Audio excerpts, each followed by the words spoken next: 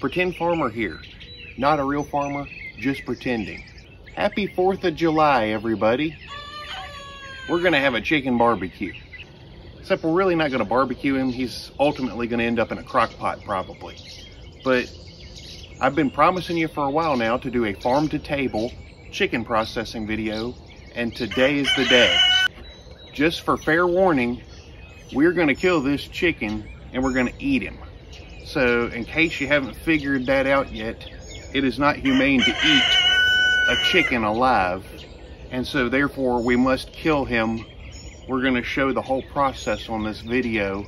If that's not your sort of thing, maybe you don't wanna see this chicken die, you don't wanna watch the rest of this. In case you haven't been watching the news, the United States just approved for lab-grown meat to be sold in stores here in America. And that means places like Walmart and Target and all of them. You're gonna start seeing soon chicken that is not actually real chicken. It's been grown in a lab. They take cells some way and they grow this meat that's not ever actually a live bird. Very unnatural, very just weird. Nutritionist people are throwing a fit over this because it's just can't be good for you. So ultimately there's going to come a day when maybe you won't be able to buy real chicken meat at the grocery store anymore, and having these skills to process your own meat birds could be very beneficial. This is our specimen here, and this is not a chicken from the pretend farm, except it kind of is, because several months ago, we actually hatched a batch of chicks and gave them to somebody, and one of them ended up turning out to be a rooster, this one. And so this person contacted me. Special shout out to Danielle for donating the specimen. And she said she didn't really want this rooster. It was causing problems. Don't need him anymore. Will you take him back? I said, yeah, we'll take him back, but here's what's gonna happen to him. We're gonna kill him and eat him. And she was fine about that. She actually brought him to me in this really cool container. I'm going to be making one of these. It's a chicken transport container. And it's basically just a plastic Dollar General tote or whatever with the lid cut out and some hardware cloth installed on top for air. And I got to say, it is a very cheap, easy to make thing that makes transporting a chicken very handy. He's been very comfortable in here overnight. He's pooped a little bit, but this has been a very easy way to keep this chicken kind of comfortable and confined while we've had him. Now, generally around 16 to 22 weeks for a rooster like this is when you probably want to process him. You get much over, that, you start dealing with roosters that are over a year old, year and a half old. As they get older, they start getting tougher. And unless you're gonna like deep fry them or something, the meat honestly is probably gonna be so tough, it's not gonna ever taste good. So most people, so that they have a nice tender chicken to eat, they process these chickens between 16, 20 couple weeks. Now obviously that's gonna be different if you're raising meat birds like Cornish crosses or something like that, where you're feeding them an aggressive high protein diet. Those things don't take nearly that long to mature. But just talking about a regular rooster that ends up in your flock, usually around 16, 4 or 5 months, somewhere in there, about the time he's hit maturity and he's starting to turn into a real rooster, that's about the time you want to think about culling him. And so this rooster here, he's nice and fat, he's ready to go, but he's not so old that he's going to be a tough bird that tastes like shoe leather. So he's kind of prime time for being able to harvest here. Once again, we are going to kill this chicken next. So if you don't want to see the chicken die, you need to click away from this video and don't watch it. Because this is a farm to table video. It shows the whole process. And it's important that we show the process even of how to kill the chicken, because there's a right and a wrong way to do it. We want to make sure that we end this rooster's life in a way that's not gonna torture him. And so there's 3 basic ways, I guess, to kill a chicken. I mean, you can shoot them if you want, but that would be extremely unnecessary, kind of unproductive, waste of ammo. That's getting high. But you know, number one, you can grab them by the neck, give them a flip, and it'll snap their neck and kill them. And while that's a very effective method of killing a chicken, it doesn't do anything for you as far as butchering, because you still got to drain the blood out. And so since we have to cut this chicken open anyway, we're going to go with a method that involves cutting for our kill method. Now there's really two different ways to do this. The traditional way is to put the chicken's head down on a wooden butchering block or whatever with two nails in it that are kind of forked. And you put that chicken's head between there to hold it down, and then you would take either a hatchet or a machete, chop that chicken's head off, and you let him flop around the yard, and all the blood comes squirting out. And the effective thing about this method is you chop the chicken's head off, it's obviously dead, but its muscle spasms and stuff, its body is going to continue to spasm and run around the yard for several minutes before it ultimately just stops moving. And in the process of flapping around the yard, the blood is being pumped out of the chicken, and it gives entertainment to the children that we're watching. And so this was a method that's been used for a very long time. It's kind of the conventional method of killing a chicken. The problem with this is, in the process of flopping around the yard, supposedly it can actually affect the quality of your meat. It can kind of bruise it up a little bit. The chicken's kind of beating itself up while he's running around there. What most people do nowadays, and what we're going to do, is we're going to hang this chicken upside down. A lot of people use killing cones. We don't have one. You don't need one. You hang them upside down by a rope with their feet. It's going to kind of give the chicken a feeling of euphoria. Whenever you take a chicken and turn it upside down, I'm going to show you, they get very relaxed. They might panic for just a few seconds, and then they just kind of calm down. At that point, we're going to go ahead and find the jugular. If you feel the center of the chicken's throat, jugular, just like on you, is off to the side, and we're going to make a slit on that, just on one side. And what that's going to do is that chicken is going to hang there upside down. The blood's going to come gushing out, and chickens don't have much blood in them to begin with. So within a matter of seconds, that chicken is going to pass out. He's going to go to sleep forever, and the heart will continue to pump for a few seconds just to get all that blood out of the chicken as he passes out. And so this is how it's done in all your factories, all your farm, your big operations. This is how they do it. And the good thing about this is you're getting all that blood out just because the heart is pumping it out. And it's supposed to be the most humane way to do it as well. What we've done is strung up a rope with a slip knot. We're going to go ahead and get him started draining. This is the part where we are going to kill the chicken. So again, don't watch this if you don't want to see this chicken die.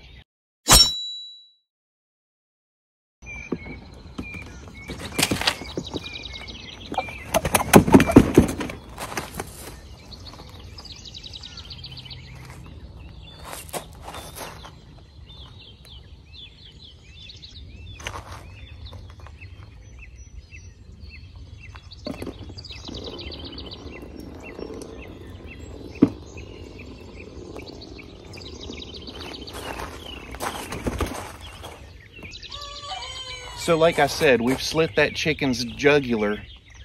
Massive blood loss in just a couple seconds. He's already dead.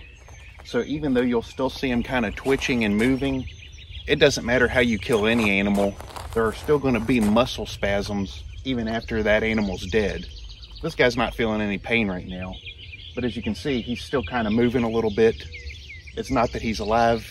It's just muscle spasms. They're going to subside after just a few minutes. You really want to let him hang like this for probably about 5 or 10 minutes just to ensure that all the blood does drain out. And so you might be thinking, okay, well, is it better at this point, once he's dead, to go ahead and cut the head completely off so that there's one big hole for everything to drain out of? The answer is not really, because like I said, if you look at the cardiovascular system, and the fact that his heart was pumping right up to the point where we made that cut, you want that blood to kind of pump around one side of his body through the other jugular he's got, down and around, and it's going to pump it out that one slit that you made. And it's just basically going to force all that blood out so fast that that chicken just passes away. He doesn't know what happened to him. It's really going to help get all that blood out kind of forcefully, rather than just relying on it to gravity drain out one big opening. So as you can tell, this chicken was very comfortable hanging upside down, inverted, with his feet bound. He was calm. He was just kind of basically relaxed. We found the jugular. You feel for the middle of the throat. You can feel the jugular bulging off to the side. Very sharp knife is what you want to use. You don't want to be sawing on him, but just one quick cut. The blood blasts out, the chicken passes out. His life is over. The blood is drained.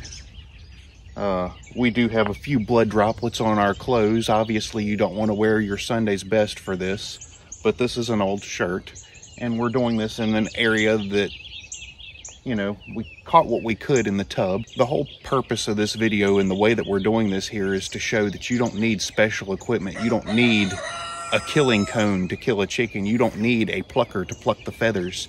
You don't need this fancy scalding outdoor burner with a cauldron to scald your chicken's feathers. You know, we're going to do it all with stuff that we have and stuff that pretty much everybody has to show that anybody can do this. Okay, so after you've killed your chicken and drained the blood out, you're going to take a pot of scalding water. This is 152 degrees. And the magic recipe I'm going to give you is 152 degrees for 1 minute is how long it's going to take to get these feathers to where they're going to pull off. Now this pot is about half the size of my chicken, but there again, we're doing this with stuff we have. We're not going out and buying any special materials. So you might see me having to shift the chicken around and do some special stuff in order to get all of his feathers covered to the point where I can pluck them. But ultimately, we're just taking scalding hot water, we're dunking our chicken in it until the feathers want to pull off. You can skin your chickens to get away from plucking feathers. A lot of people do that now. I kind of want to keep the skin intact here on a Pretend Farm. That's how Pretend Farmer likes his chicken. So let's go ahead and do this here.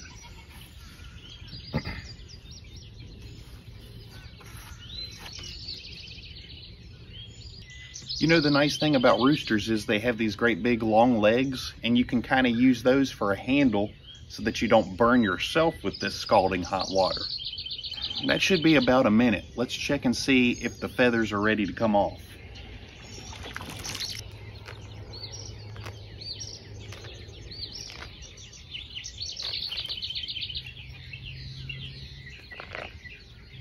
You really shouldn't have to rip the feathers out by force. They should just pull out nice and gently if you do this right. And the cool thing is, if you don't go enough, you can always put him back in, scald him just a little bit more so that those feathers do come off easier. Now I'll warn you, if you get your water way too hot and you dunk the chicken in there and leave him in too long, you're actually gonna basically, hey, shoot, bad kitty. And you can see there it's exposing his back. And this can be a little bit time consuming, but I think it's kind of relaxing. Now they do make $500 or $600 machines that you throw these chickens in, and it kind of looks like an inverted washing machine with little rubber fingers in it. And those will basically, they'll clean your chicken down to the bare skin and strip all the feathers off within a matter of seconds. But they're really expensive. Unless you're doing a lot of birds, you can't really justify purchasing something like that. And plus, Pretend Farmer just likes doing things the old-fashioned way sometimes. Here you can see he's plucking real nice. Now I'm going to kind of dunk the backside of him in here.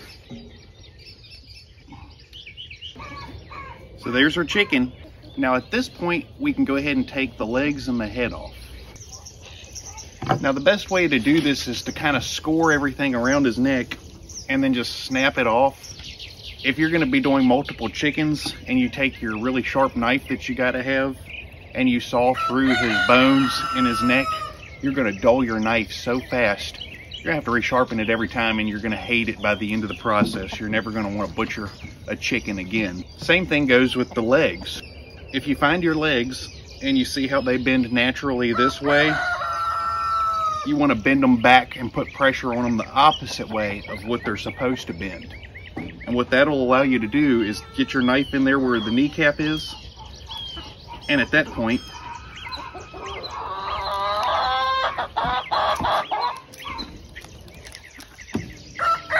you're just slicing through cartilage. before we eviscerate our chicken or take all the guts out, he's still pretty warm from that scalding pot. We're gonna throw him in our Yeti cooler full of ice. We're gonna let him pre-chill in there for about 10 minutes before we actually go ahead and gut our chicken. Now, you don't have to have a nice Yeti cooler like this. I like Yeti because it keeps ice cold longer, but you can get a Coleman from Walmart if you'd like, or from Dick's Sporting Goods. I think they run about $15. And then if you have some orange duct tape and a black Sharpie laying around, you know, it's not hard to get a Yeti cooler, and yet, you know, you have the opportunity to be cool and still save money. That's what we're all about here on the Pretend Farm. This is the Pretend Yeti. And actually it did have ice in it. Now it's just really cold water because all the ice melted. If that bothers you, either get more ice or get a real Yeti. But yes, he's gonna pre-chill real nice in there, and then we'll come back and we'll start getting the guts out of this chicken. It's starting to look more like what you'd see at Walmart as a rotisserie, isn't it? Let's go ahead and get the guts out. Basically what I like to do with point B, or the hind end of the chicken, is I like to kind of carve around in a circular motion here. You don't want to nick your meat like I just did there, but what you really don't want to do is saw down through his intestines, because that tract there leading up to his butt obviously can have some poop and contaminants in it. You want to pull that out without cutting it if you can. So what you do is you kind of saw the skin away from this hollow cavity here to where you can get your hand in.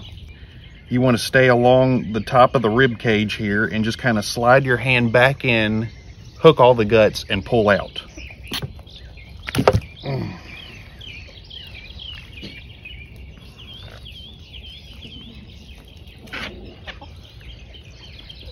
Okay, so that worked out almost exactly as I planned it. And let me show you why.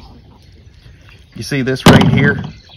This is what comes out of the lower intestine to the chicken's butt, where his vent is. This is poop. This is what I didn't want to cut into. So as you can see, I was able to cut around that to make my hole, stick my hand up in. I pulled all the guts out, and yet this did not get damaged. It's still attached to the vent. So now that it's all external to the chicken, what I can do is I can just take my knife and I can cut this vent off, which will get rid of this and keep it from getting in my meat. There. I think we know what those are. I'm not going to eat them. Now, the only thing that you'll really have to dig out, it'll be obvious to get all these guts out. The lungs you're probably going to have to get in there and dig out. They set kind of down along his back, and they set in little cavities or channels, so you kind of have to feel around and find them. We're going to soak him in salt water just to draw any blood or anything out of it. We're going to do that throughout the day. And then we'll take him out and we're going to have this bird for supper. This little jelly looking stuff, you don't even need a knife. It'll just pull off. You can fry up this chicken liver in your skillet, but the best part is the gizzard. Take your knife and you're going to make a little slit. Think of it kind of like you're butterflying a tenderloin.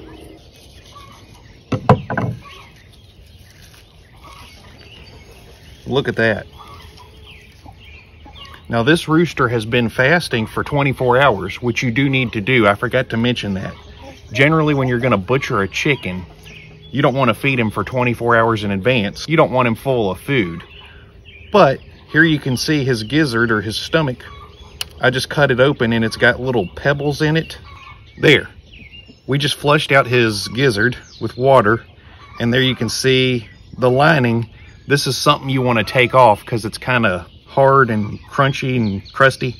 You want to grab a little corner of it and you want to kind of peel.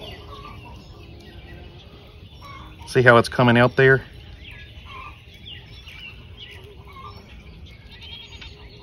Look at that. I actually did it right for once. So you get rid of this nasty yellow lining in the gizzard and you're left with this nice, fresh, clean look. And basically you clean this thing up, you can fry it up right like that and have yourself fried gizzard. Liver and gizzards goes great with your main course of chicken. That's how you process a chicken the good old-fashioned way, just like your grandpappy did it.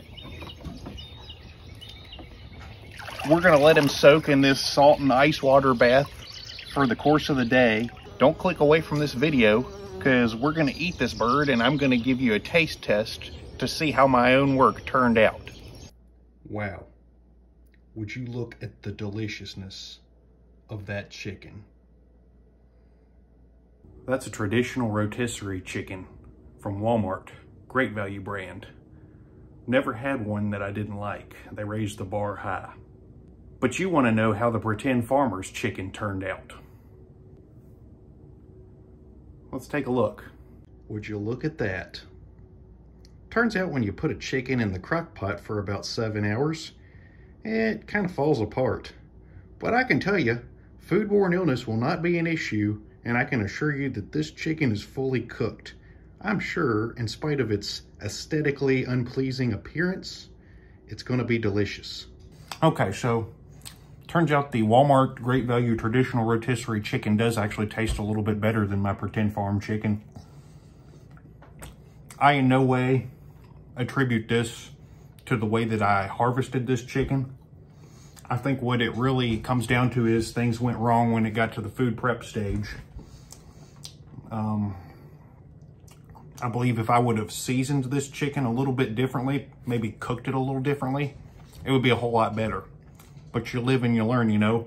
You put enough ketchup on something, it's going to taste good. And I know that I can eat my chicken that I butchered, but I don't have to really use some ketchup, I'm not going to lie. You know, for those of you that have done this before, share your secrets if you don't mind. If your recipe is not a secret, tell me how you prepare your birds. What's the best way to season and fix these things? Do you use a crock pot? Do you use an oven? I was afraid that using an oven was going to dry the thing out. That's why I went with the crock pot. If you want to, and you want to help the Pretend Farmer out here, share what you do to prepare your chicken, what you season it with, how you cook it, how long you cook it. We'd really like to know. I think considering that, you know, nothing caught on fire, we did good, and it is edible, so I'm going to give myself like a B-. If you're going to hatch chicks on a regular basis, you're ultimately going to end up with about 50% cockerels or roosters, and you can't keep them all. And especially if they're like a barnyard mix and they're no particular breed of rooster, it's hard enough to give away a purebred rooster. So more than likely, you won't be able to find homes for all your barnyard mix roosters, and you're going to have a plan for them. You know, if you don't mind butchering and processing your own chickens, hopefully this video will be helpful to you. And now you can take that extra step into having your own sustainable meat. And I just hope that this video has maybe been helpful to some of you. I'm sorry that the camera angles were not perfect on the evisceration. It's very hard when you're actually gutting a chicken to try and keep an eye on your camera and see how it's pointed when you don't have a camera person. But considering the Pretend Farmer is also his own pretend camera crew, I think the fact that it even turned out at all is pretty good. Until next time, this is the Pretend Farmer eating my Great Value chicken. I'm gonna go find some ketchup and put on the other one. I'm sure I can choke it down. It's just, it just isn't seasoned right. It tastes like, you know, bland. So you put enough ketchup on anything, it tastes good. And that's kind of what I'm going with here. I know the meat's safe. I know I cooked it long enough. And I know there's nothing wrong with the way I processed it. But the Pretend Farmer is simply not a chef. And it is what it is, you know. Special shout out to Walmart for the chicken. Y'all really know what you're doing there. There's nothing wrong with enjoying Walmart's chicken either, you know, it's good too.